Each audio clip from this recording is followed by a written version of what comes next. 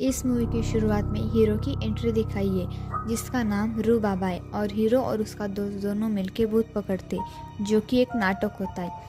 Hero और उसका दोस्त दोनों भूत के नाम पर लोगों को डराते और पैसे लूटते हैं। उसका दोस्त और वो एक घर में भूत पकड़ने जाते हैं जहाँ एक लड़के के अंदर एक आत्मा घुसी है और वो दोनों मिलकर उस आत्मा को निकालते हैं और इस तरह के नाटक करके वो लोगों से पैसे लूटते हैं। फिर इस सीन के आगे हीरो को एक अंकल अपने घर पे भूत पकड़ने को बुलाते हैं, जहाँ वो हीरो से कहते हैं कि यहाँ एक लड़की की आत्मा है और तुम उसे भगाओ।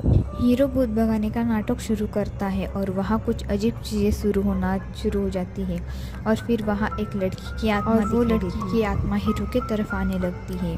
उसे आते देख हीरो डरने लगता है और उस आत्मा की माफ़ी मांगने लगता है और फिर वो लड़की हंसने लगती है और हीरो से कहती है कि मैं जानती थी कि तुम नाटक करते हो। और वो लड़की कोई और नहीं बल्कि हीरोइन होती है और वो अंकल उस हीरोइन के अंकल होते हैं जो हीरो का चुपके से डरता हुआ वीडियो बनाते हैं।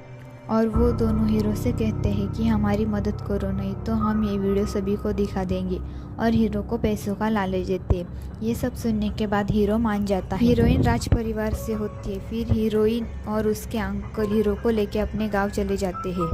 गांव में आते ही सभी लोग हीरो को घूरने लगते हैं, जो हीरो को अजीब लगता है। और वहाँ जाने के बाद हीरो को पता चलता है कि वो सिर्फ नाम की ही राज परिवार से है, असलियत में वो गरीब है और वो सभी राज हवेली में नहीं बल्कि तबेले में रहते और ये भी बहुत कॉमेडी सीन है। फिर आगे हीरो सभी परिवार वालों से मिलता है। फिर रात में हीरो राज पुरोहित से मिलता है और वो हीरो से कहते हैं कि हम बरसों से आपकी राह देख रहे हैं और वो हीरो को लेके राजमहल में चला जाता है। अगले सीन में राज पुरोहित महल में हीरो को उसके पिछले जन्म की पेंटिंग दिखाता है और वो कहता है कि ये तुम्हारा पुनर्जन्म हुआ है। फिर उसकी पिछले जन्म की कहानी बताने लगता है, जहाँ पता चलता है कि एक राजा था जिसकी एक बेटी थी जो सर्वश्रेष्ठ थी, जो सभी कलाओं में सबसे अच्छी थी, जिसका नाम मंजुलिका था और उसे राज सिंहासन चाहिए था।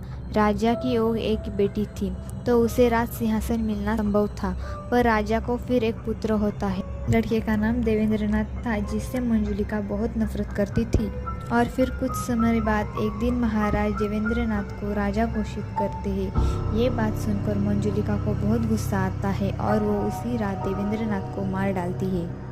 और ये बात महाराज को पता चलते ही वो मंजुलिका को जिंदा जलाने की सजा सुनाते हैं और फिर उसी रात सभी के सामने मंजुलिका को जिंदा जला देते हैं।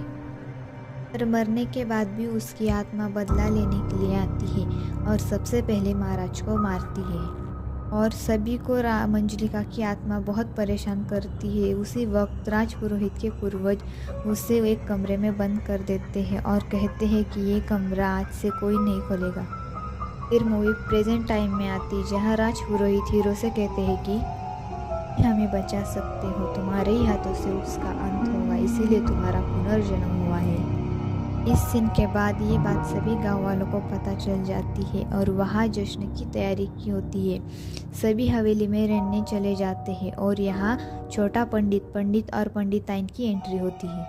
और अगले ही सीन में विद्या बालन की एंट्री होती है जो कि हवेली के रेनोवेशन के लिए आती है, ऐसा वो सभी को बताती है। पर वो आने के बाद हवेली में बहुत सारी अजीब घटनाएं शुरू होने लगती है और ये सब होता देख हीरोइन को विद्या बालन पे शक होने लगता है, जैसे कि राजा की पेंटिंग जल जाती है और हीरो को भी सपने में बहुत डरावनी चीज़ें दिखाई देती है। सीन के आगे हीरो और हीरोइन की लव स्टोरी दिखाई गई है और उनका एक सॉन्ग है। उस सॉन्ग के ख़त्म होने के बाद हीरो और हीरोइन को मंजुलिका की आत्मा दिखाई देती है जो कि उनके पीछे लग जाती है।